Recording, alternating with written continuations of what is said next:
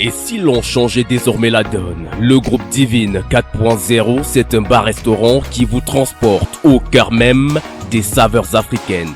Du bon vieux poisson silure à la braise, une spécialité de chez nous. Un concept pour tous, pêche ton poisson vivant et laisse-toi servir par une équipe qualifiée et dévouée. Le restaurant Divine 4.0, c'est une explosion de papilles. C'est aussi un espace rafraîchissement adapté au confort des fins gourmets. Le groupe Divine 4.0 vous ouvre également les portes de l'auto-école pour une formation de haute qualité en conduite automobile, toutes catégories confondues. Et ceci dans des conditions uniques. Groupe Divine 4.0, quand la qualité se fait une priorité. Nous sommes situés au quartier Damas, 100 mètres avant le rond-point Damas. Voilà, il est important de revenir sur cette annonce pour ce rendez-vous tout à l'heure, lorsqu'il sera à 21h. Nous serons donc ensemble, nous serons face, bien entendu, au maire Augustin Tamba. On le rappelle pour tous les téléspectateurs, au-delà d'être le maire de la commune d'arrondissement de Yaoundé 7, il est également le patron de tous les maires, puisqu'il est le président national actuel de CVUC. Voilà, donc il sera avec nous. Beaucoup de sujets importants à l'ordre du jour, puisqu'on parlera non seulement de la structure CVUC, mais on parlera de la mairie, de tout ce qui est matérialisé depuis un moment, depuis son magistère. On aura également l'occasion de parler de l'insalubrité qui caractérise la cité politique Yaoundé. Vous l'avez compris, quand on parle de mairie, on parle de décentralisation. Vraiment, tout va y passer. Et bien entendu, ce sera dans les coups de 21h, côté court. Et côté jardin également, puisqu'on va fouiner un peu dans la vie privée de l'homme. Et j'aurai le bonheur d'être accompagné pour la circonstance de Claude Antia pour ce petit jeu. Et bien entendu, je remercie toute l'équipe qui est mobilisée pour que cette émission soit de qualité. Et bien entendu, on se donne rendez-vous tout à l'heure lorsqu'il sera exactement 21h sur heure du Cameroun. Ça, c'est pour vous qui nous recevez hors de nos frontières. Une fois que je l'ai dit, nous, on va poursuivre pour prendre la ligne droite de ce programme ce soir. On va parler de vie chère. Là, je vais commencer par M. Maïmaï. On va parler de vie chère. Le constat, il est là. Les ministres impliqués, notamment ceux qui ont la charge des prix, tous se battent au quotidien. On a noté ces derniers jours le prix du ciment qui a été revu. On voit les agriculteurs qui voient un peu le prix du cacao monter. Mais on est obligé de s'attarder sur le quotidien de tout le monde. C'est le panier de la ménagère. C'est le panier de la ménagère. Les Camerounais attendent beaucoup de leur gouvernement. Alors, c'est cette question que nous allons ouvrir ici ce soir. Qu'attendent réellement les Camerounais pour pouvoir sortir de ce que j'ai qualifié d'enfer ce soir? Parce que aller au marché avec 10 000 et rentrer avec un sac à moitié vide, ça ne fait pas chaud au cœur. On a envie de manger. Moi, je me limite d'abord à manger. Le kilo de riz aujourd'hui, c'est plus pour tout le monde. La banane, moi, je me rappelle, il y a encore quelques années, c'était pour les pauvres. Aujourd'hui, on ne mange plus la banane qui veut, mais qui peut. C'est comme ça avec beaucoup de mets. Le haricot, j'ai été scandalisé au marché il y a quelques jours. De 200, on est à plus de 300 francs la boîte, 350, 400 francs à certains lieux. La boîte de haricots, ça fait froid au dos. Qu'est-ce qu'il faut? Quelles sont nos attentes? Qu'est-ce qu'on doit faire pour que tout aille bien, M. Maïmaï? La première chose que nous devons faire, c'est renvoyer ce régime. D'accord, au-delà de renvoyer le régime.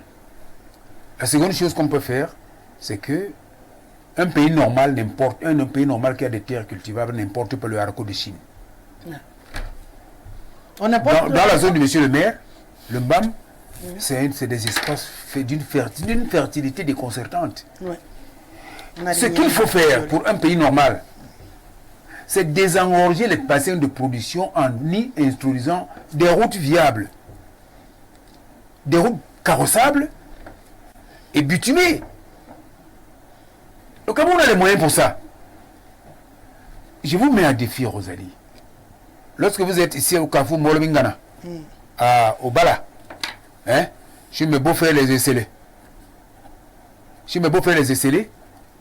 Vous entrez comme vous êtes en train d'aller au centre de Bala. Il y a une route qui entre à gauche là, qui va dans un village quelque part là-bas où les gars de la GP font souvent du sport, font souvent des trucs et tout, du côté de Bala.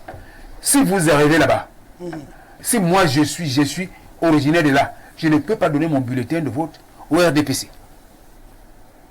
Ces routes sont il y a des fossés qui vous avalent en entier. Du coup, lorsqu'il pleut, personne ne peut plus passer. Si vous avez une voiture qui démarre avec la vis platinée, vous êtes coincé. Même les voitures qui ont un démarrage automatique électronique ont des problèmes pour passer. Même les 4x4 s'enfoncent là-bas.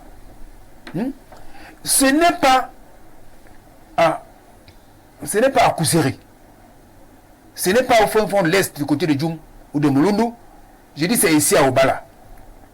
Or, la zone de la Lekié, c'est un bassin de ravitaillement pour les villes de Obala, de Yaoundé, de Monatélé et autres. Le régime de Yaoundé ne prend pas sur lui de préparer des conditions pour que les agriculteurs et les producteurs puissent évacuer de manière efficace le fruit de leur production vers les villes.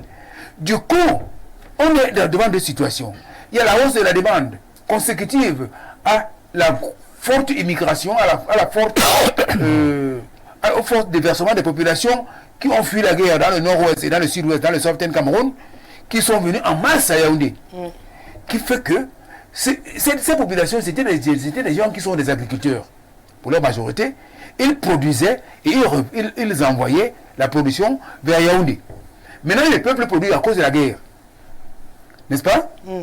Il fallait donc, pour un pays normal, pour un régime normal, il devait penser en amont que, compte tenu de la situation de guerre, n'est-ce pas, nous devons préparer les choses afin que la production dans le MAM soit évacuée de manière régulière, que la production dans le Nyokili soit évacuée vers Yaoundé de manière régulière. Mais lorsque vous parlez d'un Kénikok pour aller à Lindoï ou à autre là-bas, du côté du sénateur Belbelu René, vous ne pouvez pas passer, parce qu'il n'y a pas la route. Nous sommes où? Nous sommes dans quel pays? Ces gens se sont même comment? Même la honte, ils ne connaissent pas. Je sais, je ne comprends pas cette histoire-là. On a les moyens, on a les budgets.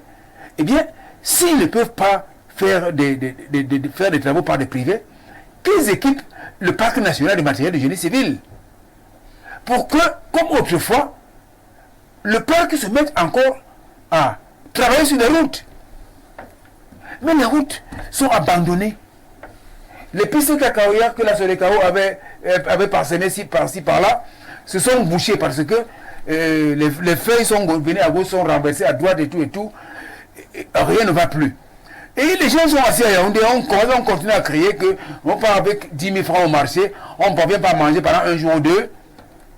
Alors que la solution, c'est que l'État doit prendre en main la construction des conditions d'évacuation de la production rurale. Ils ne le font pas. Ils sont à Genève dans les hôtels continentaux en train de se payer des saunas, des massages, des échanges, des changements de sang dans les veines.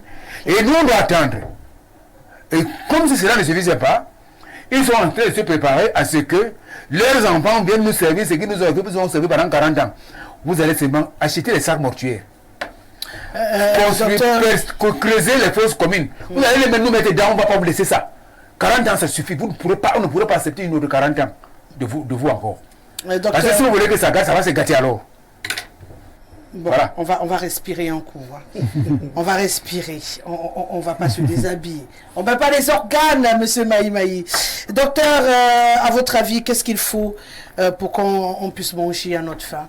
Parce que je crois que je le dis aussi simplement. On a faim. Oui, pour manger à notre faim, évidemment... l'argent ne suffit plus. Oui, il faut trouver d'abord l'argent pour que ça suffise. C'est ce que j'ai dit. C'est tout ce qu'il faut dire, parce que s'il n'y a pas d'argent, on ne peut pas s'en sortir. Mais pour que, dans la pratique, pour que tout soit clair, il faudrait déjà qu'on dynamise la production. Là, je suis d'accord avec M. Maïs, c'est-à-dire qu'il faut déjà que la production soit au moins suffisante, parce qu'on parle d'autosuffisance alimentaire. Il faut créer des conditions pour ça. Il faudrait que les zones de production, les zones fertiles, soient des zones exploitées par les populations. Parce que vous voyez, le gros problème de ces zones-là, il y a non seulement la route qui ne passe pas, mais aussi et surtout un problème foncier qui amène déjà des gens à à ne plus cultiver, sinon s'ils arrivent à cultiver, à ne plus être capables de sortir, de vivre jusqu'aux zones de distribution.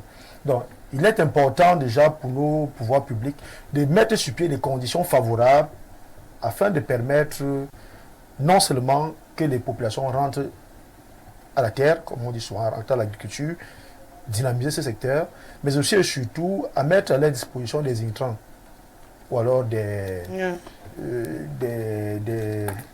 matières premières pour l'agriculture. Après cela, il faut créer des conditions pour l'évacuation. Autre chose, pour que la vie chère soit désormais derrière nous, il y a aussi, nous-mêmes, nous devons être capables d'accepter ce qu'on nous dit.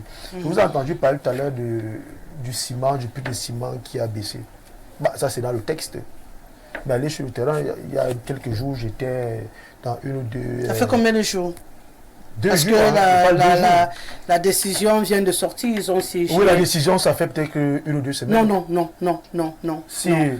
Je dis non. D'accord. Quel que soit le cas, ça tient dans... Non, je vais dire qu'il faut attendre la semaine prochaine pour aller vérifier. Ah, d'accord, parce que j'étais là-bas hier, avant-hier. On m'a fait comprendre qu'on a dit... Ils ont fait une réunion avec le ministre il y a quelques jours et voilà ce qu'ils ont accepté. Quel que soit le cas, j'espère que les Camerounais, là, qui sont toujours spécialistes de refuser ce qui est fait, ce qui est dit, c'est-à-dire on dit de faire une chose et ils font autre chose, qui seront capables de baisser effectivement les prix. Parce que voyez-vous, lorsque le ministre le dit, je ne sais pas si toutes les conditions ont été aménagées, mais quel que soit le cas, il a dit les matières premières ont baissé. Je pense quand même que les producteurs doivent aussi suivre avec les mesures qui amènent à baisser les prix, que le Cameroun ne soit plus celui-là qui paye justement le prix fort dans cette histoire. En fin de compte, Rosalie, pour que la vie chère laisse un peu les Camerounais, je pense que la responsabilité des pouvoirs publics est engagée, mais aussi et surtout, il y a aussi la responsabilité des Camerounais même, c'est-à-dire être capable de rentrer vers l'agriculture et aussi d'appliquer les lois. D'accord. Même si j'ai envie de te demander sur quel terrain, là où on nous a tout arraché, mais bon, l'agriculture, c'est une bonne solution. D'ailleurs, le président le préconise. Oui, président Olinga, qu'est-ce qu'on doit faire? Je voudrais commencer par dire qu'il faut changer de paradigme, il faut changer de modèle, il faut changer de système, il faut changer de gouvernement et de régime. Ça, c'est la première chose. Parce que à la suite de Maï, on ne peut pas se permettre de penser que les choses vont bouger et changer si nous avons le même système. Au-delà de virer le système, qu'est-ce qu'on fait? J'y arrive. Nous avons un programme au FDR qui s'appelle le Programme révolutionnaire de redressement national, qui a un sous-programme spécialement, un système économique qui est adossé à ce programme-là. Nous pensons qu'effectivement, on ne peut pas projeter d'être émergent si déjà on ne produit pas, et je suis parfaitement d'accord avec les économistes. J'ai fait aussi un peu d'économie. Lorsque vous avez un système économique de rang qui est basé sur l'import-export, on importe les produits que nous consommons, on exporte les matières premières en l'état, je vous assure que même d'ici 1000 ans, nous ne pouvons pas manger à notre faim. Donc il faut repenser, il faut revoir le système économique. Il faut chercher un modèle économique, un système économique qui permette d'abord d'être autosuffisant. Vous ne pouvez pas projeter l'émergence si vous n'arrivez pas déjà à être autosuffisant sur le plan alimentaire. Un pays ne peut sur le plan énergétique. Un pays ne peut pas se développer si on n'arrive pas déjà, s'il n'arrive pas déjà à nourrir sa population. Ça, c'est la première chose. Et de ce point de vue, il faut produire. Et pour produire, il faut des conditions de production.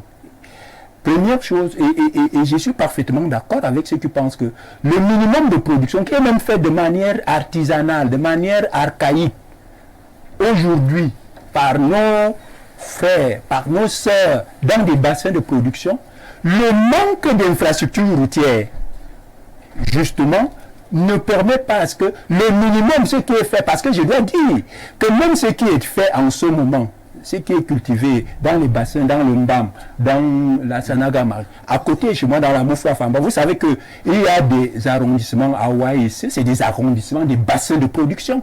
Mais je vous assure qu'il y a une route qu'on a prévu construire à Waïs, un petit tronçon là, qui, depuis 8 ans, n'est pas construite. Ici à côté. Or, c'est un bassin de produits. On y cultive et du plantain et du macaron. J'ai d'ailleurs mangé des ananas de ce côté-là, magnifique, très sucré. Il n'y a pas de moyen d'évacuation, il n'y a pas de route. Et c'est pas loin. C'est à quelque chose, à une centaine de kilomètres de Yaoundé à Gétier. Et le parc national du matériel de génie civil est abandonné. Vous voyez, il n'y a pas de renouvellement des équipements. Il faut donc le génie militaire fait des routes. Créer des conditions de production. J'ai lisé ce matin un rapport, puisque tant que leader politique, il faut être ouvert, il faut lire. Mais j'ai lu certaines statistiques aujourd'hui qui m'ont donné froid au dos. Qu'on a importé du riz pour 850 milliards. Des haricots. On importe des haricots au Cameroun. Or, quand nous savons que dans le Grand Nord, c'est des zones où justement on peut cultiver du riz, il suffit que l'État, l'argent qu'on met pour importer du riz, on peut mettre les 1/4 de ce montant pour subventionner la semerie et la sodérime. Et nous avons 1000 tonnes de riz sur place. Donc au lieu de continuer à importer, on peut subventionner des sociétés qui existent depuis le temps d'Aïdjo et qu'on a laissé mourir parce qu'il fallait donner des trucs import-export à des pontes, des gens qui dansent au RDPC. On nous fait comprendre que c'est des hommes d'affaires. Or, c'est des gens qui importent, c'est des bayam salam. J'achète, je revends. Et il n'y a pas un homme d'homme d'affaires. Il faut produire. Et produire signifie également que même si nous avons des gros agriculteurs, des hommes d'affaires, il faut leur donner des moyens et des espaces cultivables qui leur permettent justement de faire des grands projets d'industrie agroalimentaire. Et dans le programme révolutionnaire de redressement national qui est le nôtre, l'industrie agroalimentaire occupe une place de choix. Parce que nous pensons effectivement que pour que les gens travaillent au quotidien, il faut qu'ils se mangent bien, il faut qu'ils soient en santé. Et c'est des préalables. Donc, en un mot comme en mille, il y a beaucoup de choses à faire. Et il ne me semble pas que ceux qui ne les ont pas faites pendant 63 ans, les feront en 2, 3, 4, 5, 6 ans ou 10 ans. Même si on leur donnait encore un siècle, ils ne feront pas. Il ne faut même pas courir ce risque. Oui, monsieur le maire. Oui. Bon, ce qui est bien, on est encore redescendu à 63. Ouais. Pour moi, c'est 63. C'est-à-dire que de l'indépendance en 60, bon, je peux considérer que... tu vas faire le coup d'état en Birabé, Ramabé, en 58. En 58, vous mettez les deux là. Pour stopper la vie chère, il y a un minimum d'actions qu'il faut mener. Et la vie chère n'est pas que sur le plan alimentaire. La vie chère concerne presque beaucoup de secteurs sociaux, notamment l'éducation, la santé et le domaine alimentaire. Et vous pouvez être sûr, le gouvernement est conscient des difficultés que les Camerounais rencontrent dans le quotidien de leur vie. Pour donc arriver à résorber la vie chère, il est question de mettre en place des politiques publiques soutenables, durables, qui permettent, n'est-ce pas, d'apporter des réponses aux difficultés qui sont rencontrées. Et concrètement, le gouvernement a pris depuis 1992 des textes qui visent à soutenir l'investissement. En réalité, c'est le secteur privé qui promouvoit le développement, l'industrialisation. Et si vous vérifiez les politiques publiques, vous allez vous rendre compte que le gouvernement a mis en place des instruments juridiques qui permettent que je... Non, monsieur le maire, je vous arrête. Ne m'arrêtez pas. Je vous arrête. Quand ce genre-là parle... Attendez, je ne vais pas donner la parole à quelqu'un d'autre. Je vous arrête pour échanger avec vous. S'il vous plaît. Je voulais juste vous rappeler que je m'achemine vers la fin de mon émission en vous redonnant la parole. Allons droit au but. Concrètement, nous ne voulons pas connaître les lois. On veut connaître sur le plan pratique. Vous avez cité plusieurs secteurs, on est d'accord avec vous. Concrètement, qu'est-ce qu'il faut pour qu'on soit confortable? Ce qu'il faut, c'est tout simplement mettre en application les politiques publiques qui existent. Voici l'une, voici la première, ou alors celle qui est même en œuvre en ce moment. La politique de l'impôt-restitution. Le gouvernement, depuis au moins 3, 4, 5 ans, a pris en compte le fait qu'on ne doit plus importer ce qu'on peut produire localement. Et c'est de là c'est ce qui me faisait évoquer les lois de 2012, qui, n'est-ce pas, donnent beaucoup d'avantages fiscaux douaniers aux opérateurs économiques de pouvoir importer de pouvoir importer à vil prix des matériaux qui peuvent permettre de développer l'agriculture au Cameroun. Mais est-ce que nos acteurs, nos opérateurs économiques saisissent l'opportunité? Il existe beaucoup d'avantages fiscaux douaniers qui sont mis en place pour qu'on puisse développer l'agriculture. Ce n'est pas toujours le cas et parfois c'est parce que ce n'est même pas connu. Donc, l'impôt substitution, en ce moment au Cameroun, est la politique publique qui vise à substituer, à diminuer les importations pour encourager la production locale. C'est ça. Il y a quelques jours, s'il vous plaît, monsieur Maï. Pourtant, il y a quelques jours, je lisais encore le dernier rapport en parlant de ceux qui gèrent les statistiques.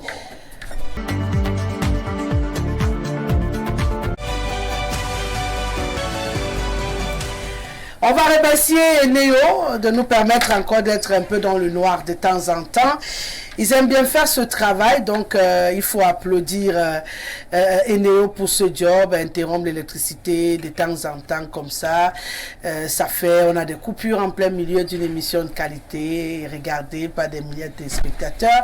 Merci Eneo, vivement que vous portiez vos sacs pour quitter le Cameroun. J'étais avec vous, monsieur le maire, pour prendre votre lecture sur cette question de vie chère. Oui, je disais que il y a les politiques publiques qui sont mises en place, notamment l'impôt substitution, qui offre beaucoup d'avantages aux opérateurs privés. Et il est question que les Camerounais puissent en saisir.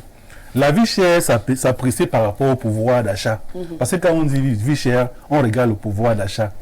Les Camerounais ont un pouvoir d'achat faible. Voilà. Ah oui, j'étais justement en train de vous dire que je regardais les derniers chiffres qui nous annonçaient encore que les importations étaient revues à la hausse, et ce qui est en contradiction avec la nécessité d'inverser la courbe, c'est-à-dire faire monter les exportations et faire descendre les importations, ce qui inquiète plutôt, alors qu'on est en train d'aller vers ce que vous appelez le projet d'autosubstitution.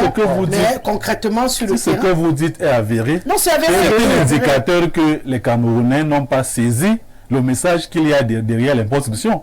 Il ne s'agit pas pour le Cameroun de bloquer les importations. Sinon, le peuple va mourir de faim. Il s'agit pour les Camerounais de saisir des opportunités, les réductions qu'il y a au plan fiscalo-douanier pour pouvoir mettre en place l'industrie.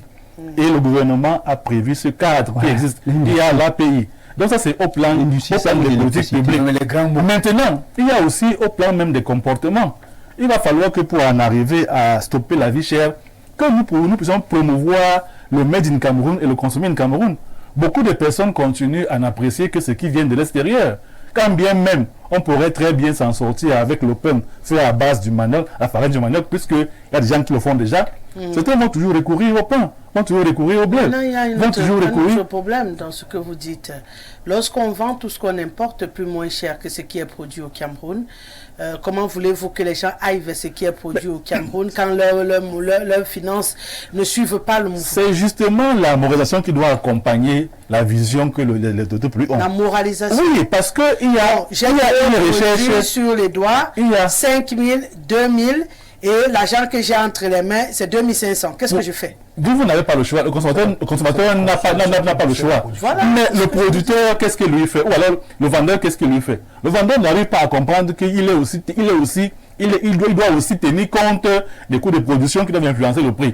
On produit localement avec tout ce qui est comme avantage, mais les gens continuent à vouloir élever leur prix au niveau de ce qui est importé. Donc il y a la recherche effrénée du profit qui n'aide pas. Tout à l'heure, on évoquait le cas du ciment. Je n'ose pas vous dire de quelle réduction le clinker a bénéficié au plan douanier, mais à considérer, à continuer à voir les prix qui sont appliqués, ça se demande si on a baissé de 100 francs. C'est assez rapidement. Si les opérateurs ont même compris le message que le gouvernement moi, j'ai été scandalisé d'entendre que la baisse est de 100 francs. 100 francs, il y a que nous devons lutter contre la vie chère. Il y a que nous devons, il y a que le gouvernement doit continuer à inciter, puisqu'il y a les mesures incitatives. Il y a que le parti économique doit saisir cette opportunité. Il y a aussi que les acteurs économiques doivent comprendre la vision du gouvernement et accompagner les prix qui tiennent compte du coût de production.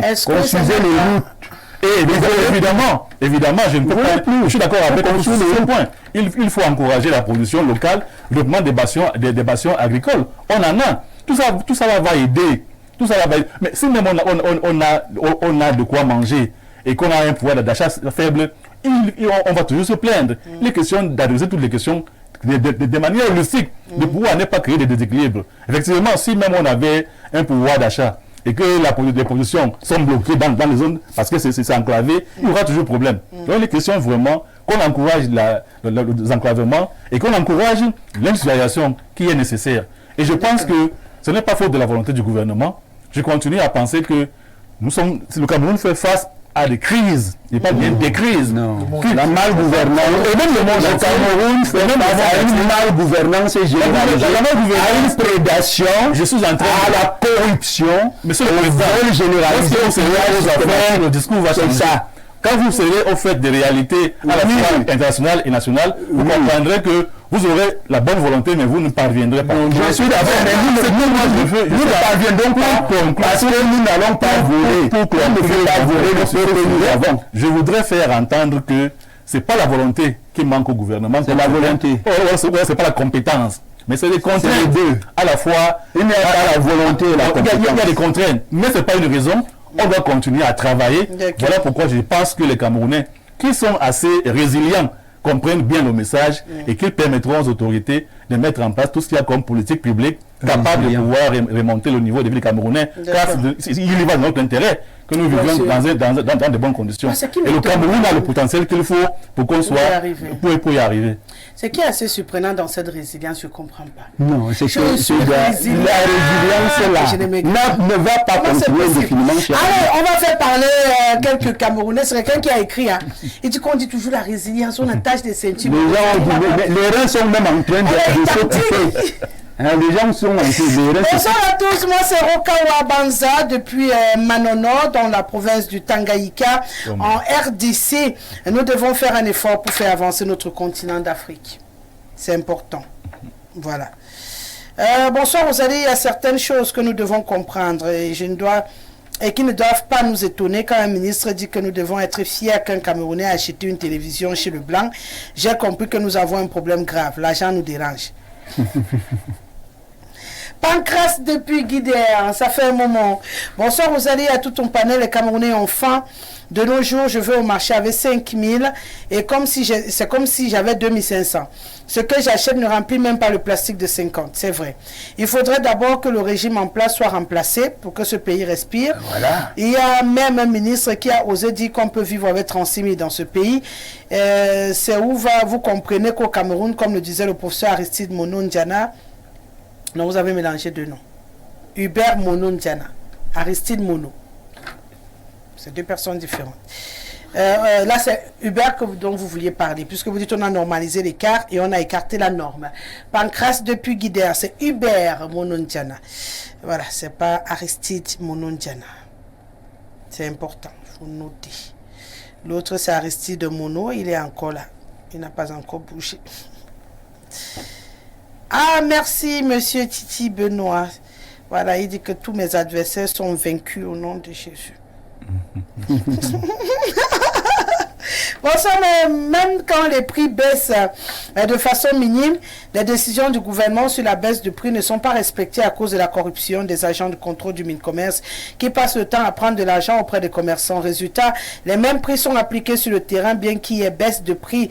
Faut qu'on commence déjà à abandonner les agents véreux du Mincommerce pour que les populations ressentent réellement la baisse des prix et des produits de grande consommation. Jean-Louis, depuis Simbok. Voilà. J'ai trié maintenant pour partir. Voilà, c'est bon, c'est ce que je disais. Rosa, la seule et unique solution, c'est que le RDPC nous libère un peu. Les Camerounais attendent de la restauration de nos sociétés, entre autres la Semri. Voici un néo qui dérange notre émission chaque soir sans être inquiété pour revendiquer 160 milliards après. On va s'arrêter là pour ce soir. Merci à vous quatre d'avoir terminé cette semaine avec nous. Oui, c'est terminé. Merci à toute l'équipe technique. Je rappelle la petite Moko Golojane Célia, âgée de 8 ans, élève en classe de CE1 à l'école privée laïque des échantillons de SAM. Et donc ici à Info Télévision, venez prendre notre jeune bébé. Son papa se nomme Tueni Gabriel Fabrice et sa maman Ngognobe Marie Blanche. Voilà, elle a 8 ans et elle est peut-être en sécurité pour l'instant. On l'a récupérée. C'est bon? Merci. Voilà. C'est bon. On vient de la récupérer. Je crois qu'on peut respirer, mais il fallait me le dire. Je m'inquiétais. Et nous, on s'est dit au revoir. Ça, c'est pour le plateau. Et si l'on changeait désormais la donne? Le groupe Divine 4.0, c'est un bar-restaurant qui vous transporte au cœur même des saveurs africaines. Du bon vieux poisson silure à la braise, une spécialité de chez nous. Un concept pour tous. Pêche ton poisson vivant et laisse-toi servir par une équipe qualifiée et dévouée. Le restaurant Divine 4.0, c'est une explosion de papilles. C'est aussi un espace rafraîchissement adapté au confort des fins gourmets. Le groupe Divine 4.0 vous ouvre également les portes de l'auto-école pour une formation de haute qualité en conduite automobile, toutes catégories confondues. Et ceci dans des conditions uniques. Groupe Divine 4.0, quand la qualité se fait une priorité. Nous sommes situés au quartier Damas, 100 mètres avant le rond-point Damas.